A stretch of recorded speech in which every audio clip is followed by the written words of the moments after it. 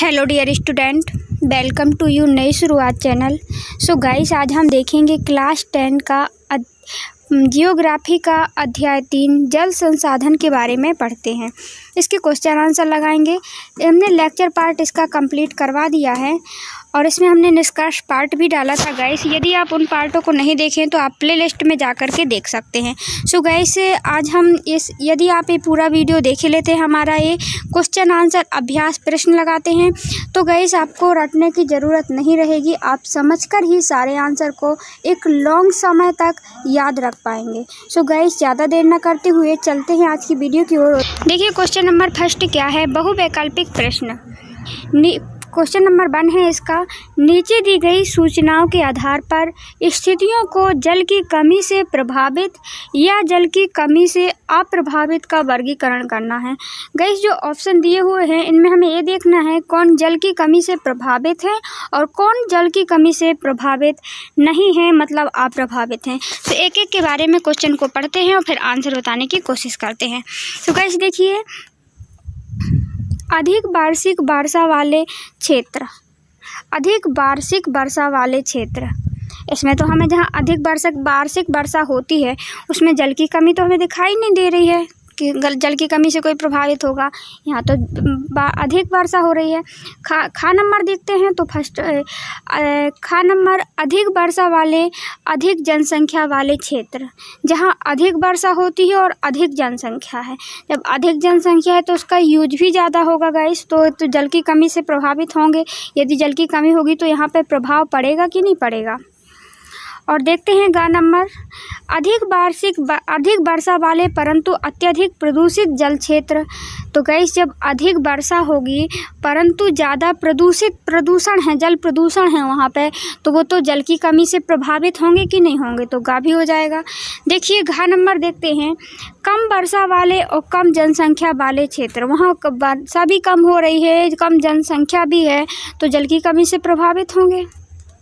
तो देखते हैं उत्तर। देखिए इसमें क्या है, जल की कमी वाले क्षेत्र में खा आ जाएगा, गा आ जाएगा और घा आ जाएगा। सो गाइस, हमने ये देखा था। और जल की अधिकता वाला क्षेत्र कौन सा है, का वाला है, जहाँ पे जल की अधिकता बताई जा रही थी। सो देखिए यहाँ पे क्या लिखा है, का में अधिक वार्षिक वर्षा वाले क्षेत्र, ये जल की अधिकता बता रहा है। और देखेंगे अपन सेकेंड वाला खा नंबर देखेंगे, अधिक वर्षा और अधिक जनसंख्या वाले क्षेत्र। जब अधिक वर्षा और अधिक जनसंख्या है तो इसका मतलब ये हुआ कि वहाँ पे वर्षा की मतलब वर्षा से कम वर्षा से प्रभावित होंगे ये क्षेत्र। अधिक वर्षा वाले परंतु अधिक प्रदूषित क्षेत्र, अब प्रदूषण है, जल प्रदूषण है, तो वहाँ पे वर्षा की कमी होगी, घा नंबर भी हो जाएगा। आई होप आपको क्लियर हो गया होगा। सेकेंड देखते हैं, निम्नलिखित में से कौन सा वक्तव्य बहुउद्देशीय परियोजना के पक्ष में दिया गया तर्क नहीं है। तो इनमें से हमें एक वक्तव्य देखना है गाइस, जो बहुउद्देशीय परियोजना के में तर्क सही नहीं होता है। देखिए, बहुउद्देशीय परियोजना उन क्षेत्रों में जल लाती है जहाँ जल की कमी होती है, तो ये बात भी सही है गाइस। वहाँ पे लाया जाता है जल, जहाँ वहाँ बांध बनाया जाता है जहाँ जल की कमी है, जैसे कि आसपास का एरिया जल संपन्न हो जाए, से वहाँ का आजीविका चलने लगे, जैसे सिंचाई की प्रॉब्लम ना हो और लोगों को पीने के लिए जल भी आसानी से मिल जाए। तो ये तो सही है, तर्क सही है। खा नंबर देखते हैं, बहुउद्देशीय परियोजना जल बहाव को नियंत्रित करके बाढ़ पर काबू पाती हैं। बिल्कुल राइट। जैसे कि जब बाढ़ आती है तो थोड़ी बहुत, जब बांध में पानी गड्ढा में भर जाता है गाइस, तो भर जाता है तो आगे बाढ़ ज़्यादातर नहीं आएगी, तो ये भी सही हो जाएगा खा नंबर। गा नंबर देखते हैं, बहुउद्देशीय परियोजना में से बृहत स्तर पर विस्थापन होता है और ये आजीविका खत्म होती है। और घा नंबर देखते हैं गाइस, बहुउद्देशीय परियोजना हमारे उद्योग, और क्या है, बहुउद्देशीय परियोजना में क्या होता है, गा नंबर में देखा कि इसमें विस्थापन होता है, आजीविका खत्म हो जाती है। और घा नंबर में देखा, बहुउद्देशीय परियोजना हमारे उद्योगों के लिए, उद्योगों और घरों के विद्युत पैदा करती हैं। सो इसका उत्तर होगा गाइस, बहुउद्देशीय परियोजना में बृहत स्तर पर विस्थापन होता है और आजीविका खत्म हो जाती है। तो आजीविका तो खत्म नहीं होगी गाइस, तो ये बहुउद्देशीय जो ये बताया गया है कि ये इसमें क्या हो जाता है, विस्थापन हो जाता है और आजीविका खत्म हो जाती है, यही इसका राइट हो जाएगा। क्यों हो जाएगा गाइस, क्योंकि हमने देखा कि जो इसमें क्या बताना था, जो बहुउद्देशीय परियोजना के बीच में तर्क नहीं है बताना था, क्या बताना था, नहीं, तो राइट है। क्यों, क्योंकि हमने देखा था आजीविका तो खत्म नहीं होती है, क्योंकि आजीविका तो लोगों की चलने लगती है। तो इसके विषय में, बहुउद्देशीय परियोजना के विषय में ये तर्क सही नहीं था। देखते हैं क्वेश्चन नंबर 3। यहाँ कुछ गलत वक्तव्य दिए गए हैं, इसमें गलती पहचान कर उसको दोबारा लिखें।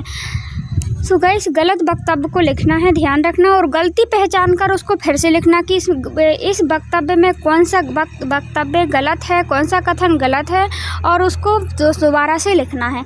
सो गाइस देखिए, फर्स्ट वाला क्या है, शहरों की बढ़ती जनसंख्या, उनकी विशालता और सघन जनसंख्या तथा शहरी जीवन शैली ने जल संसाधनों के सही उपयोग में मदद की है। सो गाइस हम देखते हैं कि जो शहर होते हैं, शहरों की जीवन शैली कैसी होती है, जीवन शैली की बात की गई है, तो क्या जल संसाधनों के सही उपयोग करते हैं वो लोग, सही उपयोग में मदद करते हैं कि नहीं करते हैं? तो हमें तो ऐसा नहीं लगता, यही कथन गलत लगता है। वो लोग मदद कैसे करेंगे? वो हम देखते हैं जो शहरों में हम देखते हैं हर घर में क्या होता है, नलकूप होता है, से उनके लिए पानी की व्यवस्था होती है हर घर में, और वो कहाँ, बोरिंग के द्वारा होती है। इससे क्या होगा, इससे हम देखते हैं जब हर घर में पानी होगा तो पानी का अति शोषण किया जाता है। क्या किया जाता है? अति शोषण किया जाता है, और अति शोषण के कारण वहाँ पे क्या पानी के संसाधनों का सही उपयोग होता है कि नहीं होता है? बिल्कुल नहीं होता है। इससे पानी का स्तर क्या हो जाएगा, नीचे चला जाएगा। सो गाइस इसमें अपन लिखेंगे तो यही लिख देंगे कि ये वाला गलत है। देखिए सेकेंड वाला देखते हैं, खा नंबर देखिए, नदियों में बांध बनाने से, उनको नियंत्रित करने से उनका प्राकृतिक बहाव प्रभावित नहीं होता है। तो गैस हम जैसे हम प्रकृति जो नदियों में गैस नदी जा रही है और यहाँ पे बीच में अपन क्या कर देते हैं, बांध बना देते हैं, तो क्या बांध बनाने से प्राकृतिक बहाव अवरुद्ध नहीं होगा? तो गैस प्राकृतिक बहाव अवरुद्ध हो जाता है, इसमें लिखा है नहीं होगा, इसलिए गलत है, और इसको हम फिर से लिख सकते हैं।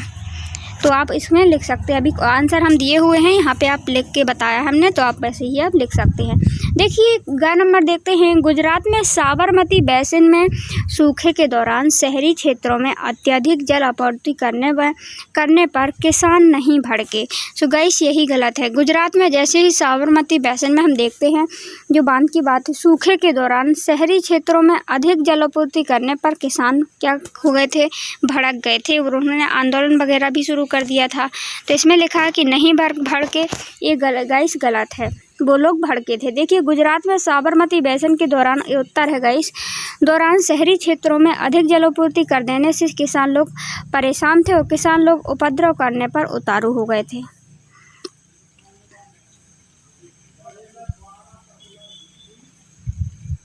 देख सकते हैं आप घ नंबर क्या है, आज राजस्थान में इंदिरा गांधी नहर से उपलब्ध पेयजल के बावजूद वर्षा जल का संग्रहण लोकप्रिय हो गया है। सो गाइस क्या वर्षा जल का संग्रहण, जैसे ही हम इंदिरा गांधी नहर आई तो उससे क्या वर्षा जल संग्रहण होता है अब राजस्थान में? पहले तो गाइस छतों में पेयजल का, वर्षा के जल का संग्रहण कर लिया जाता था, लेकिन जब से इंदिरा गांधी नहर आई है अब बिल्कुल नहीं होता है, और इसमें लिखा होता है लोकप्रिय बन गया है गाइस छत वर्षा संग्रहण। तो ऐसा नहीं है, ये गलत लिखा है, इसको इसलिए हम फिर से लिखेंगे। देखिए आज राजस्थान में इंदिरा गांधी नहर में उपलब्ध पेयजल के कारण वर्षा जल का संग्रहण की रीति कम होती जा रही है। ऐसा नहीं है कि वर्षा जल संग्रहण हो, ये गलत था, इसलिए फिर से लिखना था गलत शब्द को, इसीलिए यहाँ पे आंसर में लिखा गया है। तो इसके आंसर आप देख सकते हैं। देखिए फर्स्ट का आंसर क्या है, शहरों की बढ़ती जनसंख्या और विशाल सघन जनसंख्या में शहरी शैली जीवन संसाधनों का अति शोषण हो रहा है और वो उनकी कमी होती जा रही है। वर्षा जल, ये उनकी जल संसाधन का और ज़्यादा अति शोषण हो रहा है, देखो जिससे जल स्तर और नीचे जा रहा है जल। देखिए ख नंबर का आंसर, नदियों पर बांध बनाने से, उनका नियंत्रण करने से उनका प्राकृतिक बहाव तलछट बहाव अवरुद्ध हो जाता है गाइस, और ज़्यादा वो तलछट जमा होने लगता है। आई होप आपको क्लियर हो। सो गाइस देखते हैं सेकंड क्वेश्चन में क्या है। निम्नलिखित प्रश्नों के उत्तर लगभग 30 शब्दों में हमको लिखना है। देखिए फर्स्ट वाले में क्या है, व्याख्या करें कि जल किस प्रकार का नवीनीकरण योग्य संसाधन है। ये आपको बताना है कि जैसे हम बोल देते हैं कि जल क्या है, नवीनीकरण का योग्य संसाधन है, उसको एक बार खर्च कर लेने में वह दोबारा भी उपयोग किया जा सकता है। जैसे कि हम इसीलिए बोला जाता है नवीनीकरण। इसको अपन इस प्रकार लिख सकते हैं, देखिए जल संसाधन नवीनीकरण योग्य संसाधन है, इसका एक बार प्रयोग कर लेने पर वह समाप्त नहीं होता है, पुनः आपूर्ति उसकी संभव हो जाती है। फिर पुनः से आपूर्ति कर सकते हैं। कैसे कर सकते हैं, जैसे कि फर्स्ट वाला क्या है, उद्योगों से जल प्रदूषित हो जाता है, प्रदूषित होता है, समाप्त नहीं होता। इसे साफ किया जा सकता है तथा नदियों के जल साफ किया जा सकता है और इसे पुनः उपयोग किया जा सकता है। दूसरा अपन लिख सकते हैं गाइस, नदियों का जल एक प्रकाश के कारण बाष्प बनकर बादलों में जाता है तथा पुनः संघनन से बारिश होने के बाद पृथ्वी पर आ जाता है। तो गाइस दो चीज़ों में लिख सकते हैं अपन। इस आंसर को इस प्रकार डिफाइन कर सकते हैं। एक तो बाष्पीकरण के द्वारा गाइस फिर से हम जल प्राप्त हो जाता है जाने के बाद, और दूसरा उद्योगों से जल प्रदूषित होता है, ना कि उसको फिल्ट्रेशन के द्वारा पुनः प्राप्त किया जा सकता है। ये है गाइस नवीनीकरण का साधन, मतलब फिर से हमें जल प्राप्त हो जाता है। जल दुर्लभता क्या है, इसके कारण हमें लिखना था और इसके कारण मुख्य कारण क्या हैं। सो गाइस जल हम देखते हैं, हम अक्सर देखते हैं जल कितना पाया जाता है हमारी पृथ्वी में। जल पृथ्वी में 3.4% पाया जाता है, किंतु फिर भी हम देखते हैं कि जल की कमी महसूस होती है। यही जल की दुर्लभता होती है गाइस। किसी को क्या कहते हैं, जल की दुर्लभता कहते हैं कि पृथ्वी में इतना सारा जल है, इसके बाद भी हम देखते हैं कहीं कहीं क्या पड़ जाता है, सूखा पड़ जाता है। तो यही जल की दुर्लभता का मेन कारण है गाइस। देखते हैं जल की दुर्लभता के कारण, देखते हैं आगे। तो कारण देखेंगे तो हम इनको चार भागों में बांट सकते हैं। आपको याद करने में बहुत अच्छी प्रॉब्लम होगी और आप इस प्रकार यदि आंसर लिखते हैं तो आपको क्या हो जाएगा, जो एग्जामिनर होगा गाइस वो बहुत अच्छे से उसको पढ़ने में भी मदद मिलेगी।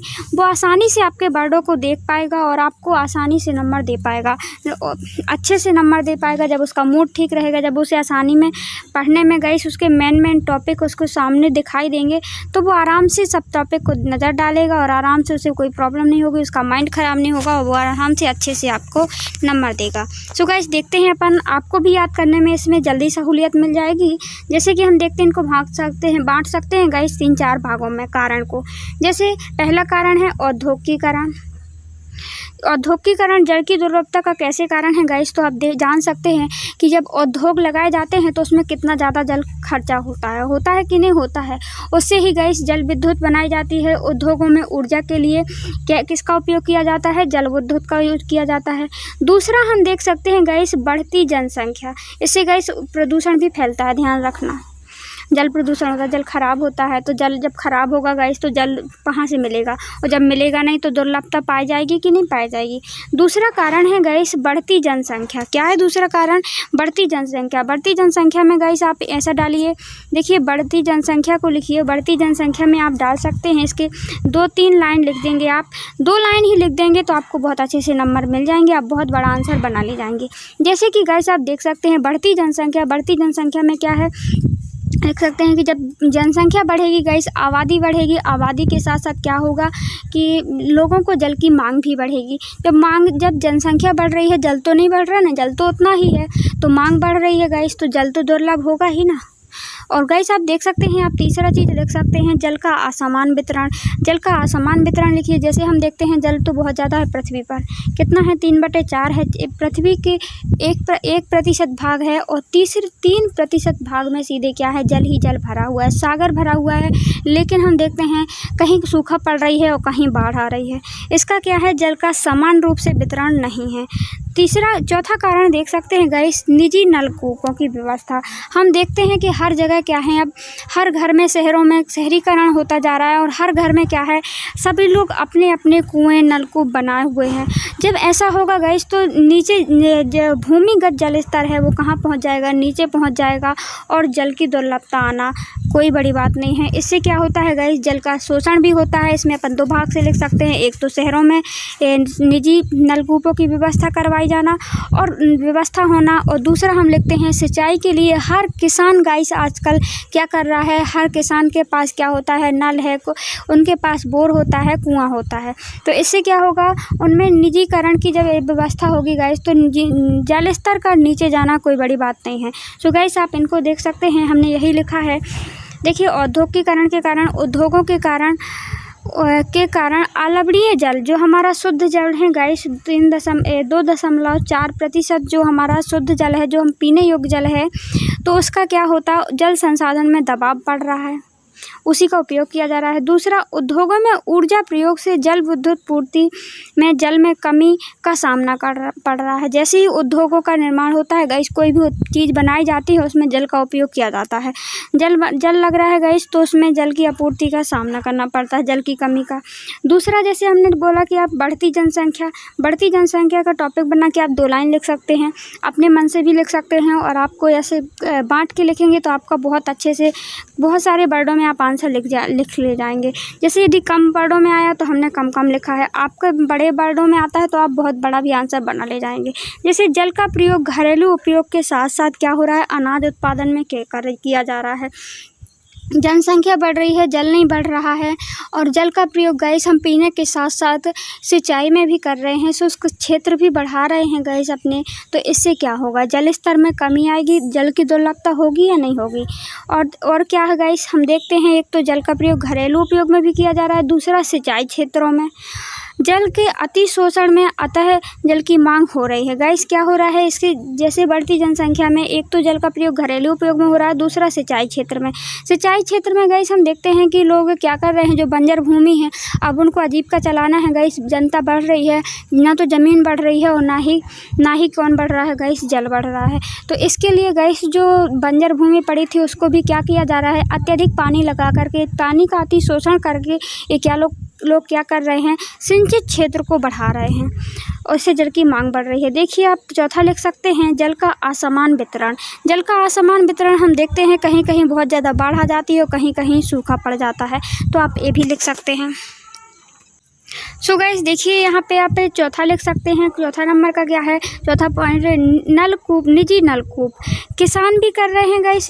किसान भी, एक तो आप इनको 2 भाग में बांट सकते हैं, एक किसान लोग कर रहे हैं, एक शहरी क्षेत्रों में हो रहा है।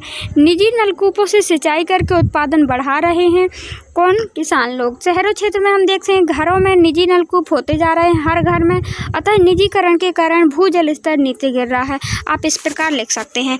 आई होप आपको क्लियर हो गया होगा। यदि आप इनमें से कुछ वर्ड भी यदि आप आराम से कीवर्ड के रूप में बना लेते हैं गाइस तो बहुत अच्छे से आंसर को लिख ले जाएंगे। जैसे कि आगे हम क्या लिखेंगे गाइस, पहले तो जैसे जल की दुर्लभता पूछा जाता है तो आप उसी प्रकार कीवर्ड बना के गाइस किसी भी रजिस्टर में आप लिख लीजिए, जिससे कि आप यदि उन कीवर्ड को देखेंगे वो 2-4 कीवर्ड ही होते हैं, उससे आप पूरा आंसर बना के ले जाएंगे और इससे आपका माइंड भी डेवलप होगा। माइंड के साथ साथ वो लॉन्ग टाइम पे हमें बहुत बड़ा आंसर यदि आपको याद करने को दिया जाता है तो वो याद तो हो जाता है बट बहुत जल्दी भूल भी जाता है। और यदि आप इस प्रकार 2-4 वर्ड को याद कर लेते हैं तो बहुत लंबे समय तक याद होगा और आसानी होगी याद करने में। जैसे आप लिख सकते हैं गाइस औद्योगिकरण, पहला लिख सकते हैं औद्योगिकरण दुर्लभता का पहला कारण। दूसरा लिख सकते हैं आप जनसंख्या वृद्धि और फिर उनके बारे में आप लिखने की कोशिश कीजिए। और तीसरा लिख सकते हैं गाइस, आप लिख सकते हैं निजी नलकूपों की व्यवस्था। चौथा लिख सकते हैं गाइस, देखा हमने जनसंख्या लिख लिया, ये लिख लिया और ये लिख लिया, और ये चौथा कौन था गाइस, हमने देखा था यहाँ पे सिंचित क्षेत्र को बढ़ाना, जल का असमान वितरण। इस प्रकार आप लिख सकते हैं जल का असमान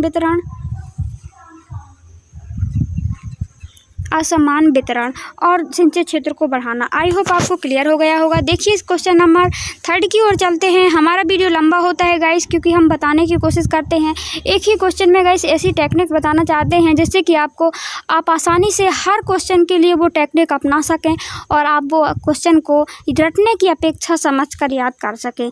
देखिए बहुउद्देशीय परियोजना से होने वाले लाभ और हानि की तुलना कीजिए।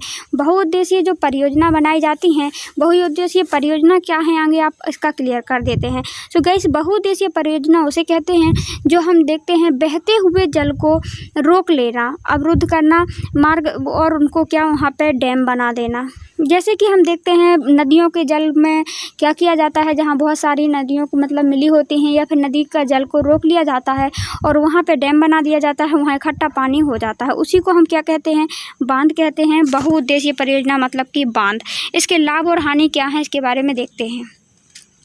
सो गाइस, इसके लाभ एक तो हम देखते हैं जो बांध होते हैं, बांध के क्या लाभ होते हैं आप ही बताइए, आगे आप सोच के बताइए। बांध का पहला लाभ हो जाता है गाइस सिंचाई व्यवस्था। वहाँ पे आसपास के इलाके में सिंचाई की कोई भी प्रॉब्लम नहीं होगी। जब बांध बन जाएगा गाइस तो वहाँ पे जब यहाँ पे इतना पानी इकट्ठा है तो अब नदी बह नहीं रही है गाइस, अब वो वहाँ पे पानी भर गया है। जब भर जाता है तो यहाँ के आसपास के किसान आराम से खेती कर पाएंगे और वो लोग खेती से अन्न उत्पादन कर पाएंगे गाइस। दूसरा लिख सकते हैं आप, इसमें भी हम कैटेगराइज करने की कोशिश कर रहे हैं।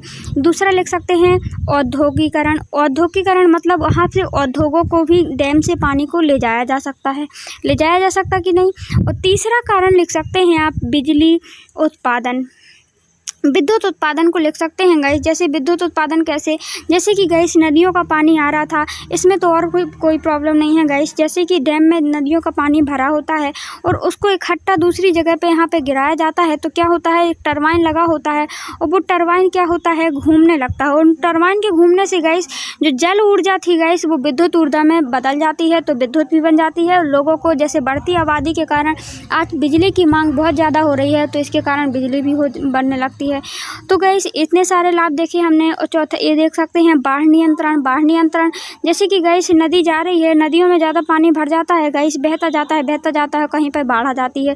और गाइस जब हम यहाँ पे इकट्ठा पानी भर लेंगे तो क्या होगा, यहाँ पे आसानी यहाँ बाढ़ नियंत्रण हो जाएगी, होगी कि नहीं होगी। और चौथा कारण लिख सकते हैं गाइस, इसके बहुत सारे आप ही सोचिए बांध में क्या क्या हो सकता है। लोग मछली पालन कर सकते हैं कि नहीं कर सकते। जब यहाँ पे पानी भरा हुआ है तो लोग आसपास के इलाके के लोगों का एक व्यवसाय चलने लगता है मछली पालन का। आई होप आपको क्लियर हो गया होगा। तो लाभ में आप इस प्रकार लिख करके उनकी 2-2 3-3 लाइन भी लिख देते हैं तो चल जाएगा। देखिए इसके बारे में, एक तो सिंचाई विद्युत जल से बांधों में महत्वपूर्ण भूमिका निभाई है, सिंचाई में और विद्युत उत्पादन में, आप देख सकते हैं। और दूसरा कारण लिख सकते हैं, दूसरा लाभ क्या है, घरेलू और औद्योगिक उत्पादन में जल आपूर्ति के लिए। जैसे घरेलू उत्पादन और औद्योगिक उत्पादन में जो जल लगता है उसकी जल की आपूर्ति करवाई जा सकती है डैम के द्वारा, डैम या फिर बांध के द्वारा। और तीसरा गाइस बाढ़ नियंत्रण में, मछली उत्पादन में गाइस इसके बहुत सारे पॉइंट आप बना सकते हैं। यदि बड़ा आंसर आता है तो आप उसी प्रकार आप पॉइंट बना के लिख सकते हैं। अतः बांध के निर्माण से बहुत उद्देश्य होने के कारण इनको बहुउद्देशीय परियोजना भी कहते हैं। क्या है गाइस, इनके कारण हम देखते हैं बहुत सारे लाभ या उद्देश्य होते हैं, इसीलिए इसको क्या कहते हैं, बहुउद्देशीय परियोजना भी कहते हैं।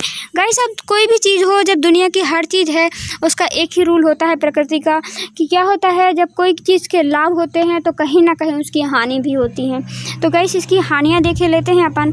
इससे क्या हो जाता है गाइस, इससे पहली हानि तो यह है कि इसमें प्राकृतिक बहाव का अवरोध होता है। हम देखते हैं जो पानी क्या हो रहा था, नदियों के माध्यम से एक स्थान से दूसरे स्थान जा रहा था, उसमें वो बहता हुआ जा रहा था, तो इसकी जो प्रकृति अब इसका मार्ग अपन डैम बना देते हैं तो डैम से क्या हो जाएगा, इसमें बहाव रुक जाएगा, रुकेगा कि नहीं हो जाएगा। और देखते हैं प्राकृतिक बहाव अवरुद्ध हो जाता है, जिससे तलछट बहाव कम हो जाता है, जिससे जो नदियां जा रही थी गाइस ऐसे ऐसे बहते हुए जा रही थी, जब यहाँ पर डैम बना दिया जाएगा तो क्या होगा, अब इसका जो तलछट का थोड़ी थोड़ी पानी जाएगा यहाँ से, तो इसलिए यहाँ पर मिट्टी जमा हो जाएगी, आसपास हो जाएगी कि नहीं हो जाएगी, तलछट बहाव कम हो जाता है। और गाइस दूसरा देख सकते हैं जिससे क्या होता है, जलीय जीवों का आवास में कमी हो जाती है। अपन पहला लिख सकते हैं प्राकृतिक बहाव अवरुद्ध हो जाता है, दूसरा लिख सकते हैं नदी जलीय जीव का आवास में कमी हो जाती है। इसमें क्यों का इस बांध नदी को 2 टुकड़ों में बांट देता है। हम देखते हैं जो ऐसे नदी कल बह रही थी, उसमें बांध बना दिया गया तो यहाँ का पानी कम जा रहा है, तो इसको 2 भागों में बट गई है कि नहीं बट गई है। तो इससे क्या होता है गाइस, 2 भागों में तो बट गई है, तो इससे क्या होगा, जो नदी जलीय जीव हैं गाइस उनमें स्थानांतरण की प्रॉब्लम होती है गाइस, वो एक स्थान से दूसरे स्थान कैसे जा पाएंगे। जैसे यहाँ से ये जा रहे थे, यहाँ पे गाइस बांध बन गया है। जब बांध गाइस बन गया है तो यहाँ के जो जीव थे वो यहाँ नहीं जा पाएंगे क्या, नहीं जा पाएंगे, तो उनका स्थानांतरण अवरुद्ध हो जाए। और क्या है गाइस इसकी हानियाँ, जैसे इससे क्या होता है गाइस, जैसे बांध बना दिया जाता है, वनस्पतियों को मिट्टी जल में डूब जाती है गाइस। जो यहाँ पे गाइस देख रहे थे हम, बांध बना दिया गया बहुत इलाके पे, यहाँ पे वन भी कटाई होती है गाइस, और साथ में जो मिट्टी थी आसपास की है, मिट्टी जमी हुई थी गाइस, यहाँ से जो नदी जा रही थी, तो इससे क्या होता है, यहाँ पे बांध बना दिया गया तो इससे गाइस बहुत सी जलवायु जो थी गाइस, जो मिट्टी थी, पेड़ पौधे थे, वो क्या हो जाते हैं, उसमें दब जाते हैं और उनमें अपघटन शुरू हो जाता है गाइस। चौथा हम देख सकते हैं कि लोगों के स्थानांतरण की समस्या, स्थानांतरण की समस्या होती है। लोगों को जन्मभूमि से लगाव होता है, लगाव होने के कारण गाइस वो एक स्थान से दूसरे स्थान जाना नहीं चाहते हैं गाइस। हम देखते हैं जब कहीं भी बांध बनाया जाता है, जैसे कि अभी नर्मदा सागर बांध के लिए कितने आंदोलन चल रहे थे, नहीं चल रहे थे, क्यों कि नर्मदा बचाओ आंदोलन। जैसे ही गाइस हम देखते हैं ये नदी जा रही है, यहाँ के आसपास के इलाके में बहुत सारे लोग गाइस रहते हैं। क्यों रहते हैं गाइस, क्योंकि उनको पानी की समस्या नहीं होती है, वो आसानी से पानी लगा लेते हैं, और पानी तो गाइस सबके लिए यूजफुल होता है। तो गाइस जैसे ही बांध बना दिया जाता है तो यहाँ के आसपास के इलाके के लोगों को स्थानांतरण करना पड़ता है, उनको एक स्थान से दूसरे स्थान भेजा जाता है, जिससे कि बांध बनाया जा सके। यहाँ पे बहुत सारा पानी भर जाता है। आई होप आपको क्लियर हो गया होगा। और गाइस वो लोग जाना भी नहीं चाहते। क्यों नहीं जाना चाहते, क्योंकि वो वहाँ पे जन्म लिए हैं गाइस। अपनी अपनी भूमि से सबको लगाव होता है। जैसे हमको कोई दूसरे देश में भेजे तो हम भी पसंद नहीं करेंगे, हम अपने ही देश में रहना पसंद करते हैं, इसी प्रकार उन्हें होता है गाइस। देखते हैं क्वेश्चन नंबर 3 देखते हैं गाइस। निम्नलिखित प्रश्नों के उत्तर लगभग 120 शब्दों में हमको देना है। देखिए क्वेश्चन नंबर 1 है, राजस्थान के अर्धशुष्क क्षेत्रों में वर्षा जल का संग्रहण किस प्रकार किया जाता है, व्याख्या कीजिए। सो गाइस जैसे ही हम देखते हैं कि सूखे की बात आती है, कभी भी मरुस्थल की बात आती है, तो गाइस हमें राजस्थान का नाम ध्यान सबसे पहले आता है। तो राजस्थान में किस प्रकार से जल का संग्रहण किया जाता था उसकी हमें व्याख्या करना है। तो गाइस राजस्थान में हम देखते हैं कि जो टोंका था गाइस, टोंका से वर्षा जल का संग्रहण भी किया जाता था, टोंका का जोहड़ का प्रयोग किया जाता था, इनके बारे में अपन लिख देंगे। तो गाइस राजस्थान के अर्धशुष्क क्षेत्रों में वर्षा जल का संग्रहण भूमिगत टैंक और टोंका के द्वारा किया जाता है। किसके द्वारा, भूमि के अंदर गाइस गड्ढा खोद दिया जाता है, उसमें टोंका और टैंक टाइप का बना दिया जाता है, उसमें जल भर दिया जाता था। देखिए खा नंबर फिर क्या किया जाता है गाइस, टोंका में सुविकसित जो गाइस छत होते हैं उनमें वर्षा जल का संग्रहण किया जाता है। जो छत वगैरह होते हैं उनमें क्या कर लिया जाता है, जैसे ही पानी बरसता है उसको इकट्ठा कर लिया जाता है। छत के पानी को बहने नहीं दिया जाता है, बेकार नहीं दिया जाता है, वहीं पे छत में ही जल को इकट्ठा कर लिया जाता है गाइस। जल संग्रहण तंत्र का अभिन्न हिस्सा होता है, जिसे गाइस मुख्य घर के आंगन में बनाया जाता है। फिर गाइस क्या होता है, जैसे ही संग्रहण कर लिया जाता है, फिर क्या होता है, उसे मुख्य आंगन में गाइस ये छत बना हुआ है, यहाँ पे गाइस छत बना हुआ है, यहाँ पे जल भर लिया गया। किसका जल भर लिया गया, वर्षा का जल भर लिया गया। और फिर इसको अभिन्न इसको मुख्य आंगन में क्या कर दिया गया, उतार दिया गया पाइप के द्वारा। जब पाइप के द्वारा गाइस पानी आ जाता है तो पाइप से फिर गाइस नीचे क्या बनाया जाता है, घरों की ढलाऊ छतों से पाइप द्वारा जुड़ा होता है और छत से वर्षा जल का पानी इनके द्वारा भूमिगत टका में पहुंच जाता है। भूमिगत टका गाइस हम देख रहे थे, जो छत में गाइस हम पाइप के द्वारा क्या पानी उतार रहे थे, उसको भूमिगत टका बना दिया जाता है या टैंक बना दिया जाता है भूमि के अंदर, उसमें उतार दिया जाता है। देखते हैं इसके बाद फिर क्या होता है, वर्षा जल को गाइस ये होता है, मतलब इस प्रकार वो लोग क्या कर रहे थे, भूमिगत राजस्थान के अर्धशुष्क क्षेत्रों में इस प्रकार जल का संग्रहण किया जाता है। गाइस हमने देखा पहले क्या होता है, वो लोग क्या करते हैं, छत में जल को क्या करते हैं, संग्रहण करते हैं। गाइस पहले जल को संग्रहण नहीं करते वो लोग, क्यों नहीं करते गाइस, जैसे ही वर्षा का पानी होता है तो जैसे ही पहले नंबर वर्षा होती है तो उस जल को संग्रहण इसलिए नहीं करते हैं क्योंकि वो पानी धोने के काम होता है, क्योंकि वो छत भी साफ नहीं होता है। और फिर वह दूसरी बार से गाइस जैसे ही बारिश होती है तो उसको पालर कहा जाता है, उस पानी को वो शुद्ध पानी माना जाता है। उसको क्या करते हैं लोग, नीचे ज़मीन पर उतारते हैं, ज़मीन को उतार के नीचे ज़मीन के नीचे गड्ढा बना दिए जाते हैं, जिसे टका बोला जाता है, और वहाँ पे पानी को संग्रहण किया जाता है। और गाइस हमने देखा कि वर्षा जल के पानी को पालर पानी को इसका स्थानीय नाम है, पालर पानी कहा जाता है इस पानी को, ठीक है ना। इसका प्राकृतिक जल शुद्धतम रूप कहा जाता है। इसको पालर पानी को क्या कहा जाता है कि ये शुद्ध पानी है, ये प्रकृति का शुद्धतम रूप है। और गाइस इसके बाद देखें हम तो फिर क्या होता है, इसके बाद जो टका में वर्षा जल का अगली वर्षा ऋतु तक संग्रहित किया जाता है। जब तक भाई जो टका होता है जो ज़मीन के अंदर बनाया है इन्होंने, फिर उसमें इतना पानी मतलब भर दिया जाता है कि वो पानी मतलब कि कब तक भरा रहता है गाइस कि जब तक कि फिर से दूसरी वर्षा ऋतु ना आ जाए, फिर से पानी ना बरसे। और ग्रीष्म ऋतु तक पानी पीने का जल उपलब्ध करवाते हैं ये टक। आई होप आपको क्लियर हो गया होगा कि किस प्रकार जल का संग्रहण कर रहे थे। पहला हमने देखा गाइस कि ये लोग क्या कर रहे हैं, पानी को जैसे ही पानी बरस रहा है तो ये छतों में क्या कर रहे हैं, संग्रहण कर रहे हैं पानी का, ठीक है ना। और फिर पानी को कहाँ उतार रहे हैं गाइस, हम देखते हैं ये पानी को उतार रहे हैं कहाँ, ज़मीन में, टका में उतार रहे हैं। टका ज़मीन के नीचे होता है और इसको पालर कहा जाता है। और हमने देखा कि पालर के बाद हमने देखा कि ये ग्रीष्म ऋतु तक संग्रहित रहता है, जिसको पीने के काम में लिया जाता है। आगे देखते हैं गाइस, क्वेश्चन नंबर 2 देखते हैं। परंपरागत वर्षा जल संग्रहण की पद्धति को आधुनिक काल में अपनाकर जल संरक्षण और भंडारण किस प्रकार किया जा रहा है। मतलब क्वेश्चन ये पूछ रहा है कि मतलब परंपरागत रूप से जो परंपरा चली आ रही थी कि जैसे वर्षा जल को संग्रहण करना, छतों में संग्रहण करना गाइस, उस पद्धति को हम अपना करके आधुनिक समय में, अभी के समय में किस प्रकार से जल का संरक्षण और भंडारण किया जा रहा है। इसके आंसर की ओर देखते हैं गाइस। देखिए, परंपरागत वर्षा जल संग्रहण की पद्धति को अपनाकर आधुनिक